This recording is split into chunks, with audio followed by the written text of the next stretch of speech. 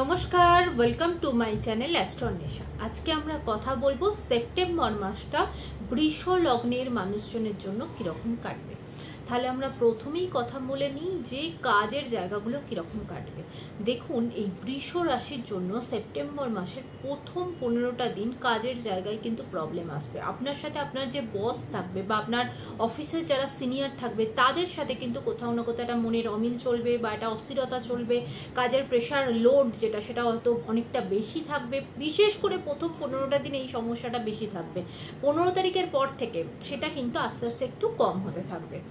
এবারে দেখুন, প্রবলেমটা কি হয়, যখন 4th হাউসের ওপর এই প্রথম 15 দিন সূর্য থাকছে আর শনি থাকছে 10 নম্বর ঘরের ওপর, যেটা হলো প্রফেশনের জায়গা।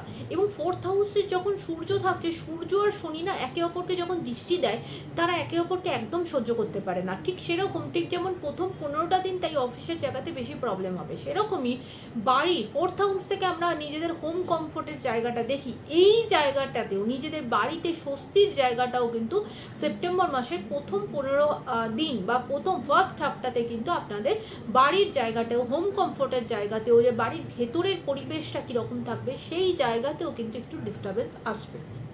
এইবারে এই সেপ্টেম্বর মাসে বৃষ লগ্নের মানুষজনেরা যারা কোনো প্রেমের সম্পর্কের মধ্যে আছো তাদের কিন্তু ফার্স্ট হাফটাতে সেরকম কোনো অসুবিধা হবে না, কিন্তু নেক্সট 15 তারিখের পরের যে সেকেন্ড হাফটা যেটা থাকবে সেখানে কিন্তু তোমার সাথে তোমার পার্টনারের একটা মিসআন্ডারস্ট্যান্ডিং হতে পারে, একটা ফাইটিং জায়গাটা তৈরি হতে পারে, বা কোথাও না কোথাও সেটা একটু বেশি উগ্র হয়ে যেতে পারে সেই ঝগড়ার জায়গাটা। তাই নিজেদের মাথা ঠান্ডা রেখে নিজেদের সম্পর্কের জায়গাটাতে সঠিক ডিসিশন নেওয়ার চেষ্টা করো।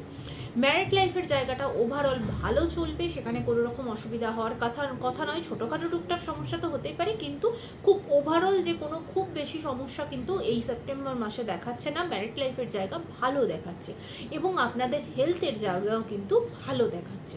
সেপ্টেম্বর মাসটা এরমভাবে কাটবে। সকলের ভালো কাটুক, সকলে ভালো থাকবেন, সুস্থ থাকবেন, সুন্দর থাকবেন।